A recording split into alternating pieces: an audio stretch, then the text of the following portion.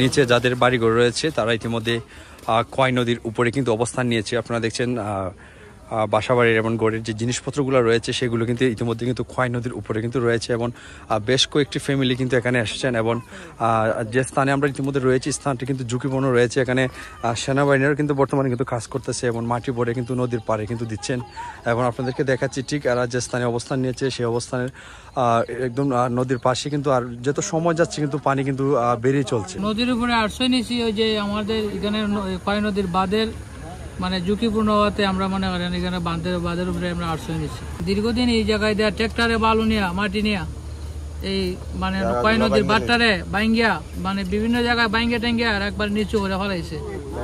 আজকে মানে প্রায় 10-12 বছর ধরে এই বাঁধের উপরে 2 কোদাল মাটি নাই, যে কারণে ওই বাঁধের আজকে বেহাল দশা।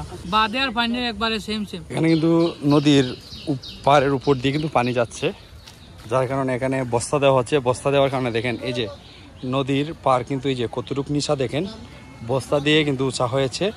এলাকার মানুষরা বস্তা নিয়ে আসছে মাথায় করে। এই যে দেখেন অনেক জায়গা নিয়ে কিন্তু বস্তা দেওয়া হয়েছে। আর যদি বস্তা না দেওয়া হতো তাহলে কিন্তু ইতিমধ্যে কিন্তু এদিকে কিন্তু ভাঙন দেওয়ার সম্ভাবনা রয়েছিল। ওয়ালটন এসিতে ইনস্টলেশন একদম ফ্রি। আমার পিছনে দেখতেছেন কিছু ঘর বাড়ি কিন্তু স্থানীয় মানুষরা তৈরি করেছেন। যে জায়গার মাঝে আমরা ইতিমধ্যে রয়েছি নদী ভাঙনের আশঙ্কাটা খুবই বেশি। তারা বয়ে কিন্তু নদীর পাড়ে কিন্তু অবস্থান নিয়েছে এবং সেনাবাহিনী সহ স্থানীয় জনগণরা মিলে কিন্তু এখানে নদী ভাঙন ঠেকাতে কিন্তু নদীর পাড়ে কিন্তু বর্তমানে কিন্তু তারা বস্তা দিচ্ছে এবং তারপরে কিন্তু বস্তা দেওয়ার পরে কিন্তু বস্তার উপর দিয়ে কিন্তু পানি যাচ্ছে। এই যে দেখেন আপনাদেরকে আসলে দেখাই কতগুলা বস্তা দেওয়া হয়েছে। এই যে নদীর পানি দেখেন,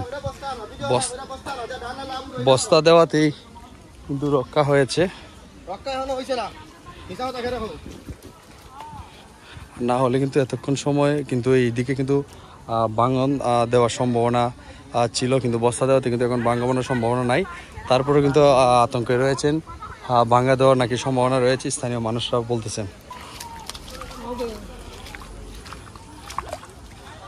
আমরা দেখলাম আপনারা বস্তা দিয়ে ভাঙন ঠেকাচ্ছেন। অবস্থা আমরা আজকে 3 দিন ধরে খের গুম খের খানি মানে পৌরসভা মানে যেভাবে অবস্থান করতেছে তারাই এখানে আপনার সাথে ইয়া সুযোগ তারা করতেছে। হ্যাঁ, এর মাঝে আমরা খুব অবস্থানের মাঝে এখানে মাঝে আসি। আমরা এখানে মানে ঝুঁকিপূর্ণের মাঝে আমরা এখানে আজকে 3 দিন ধরে।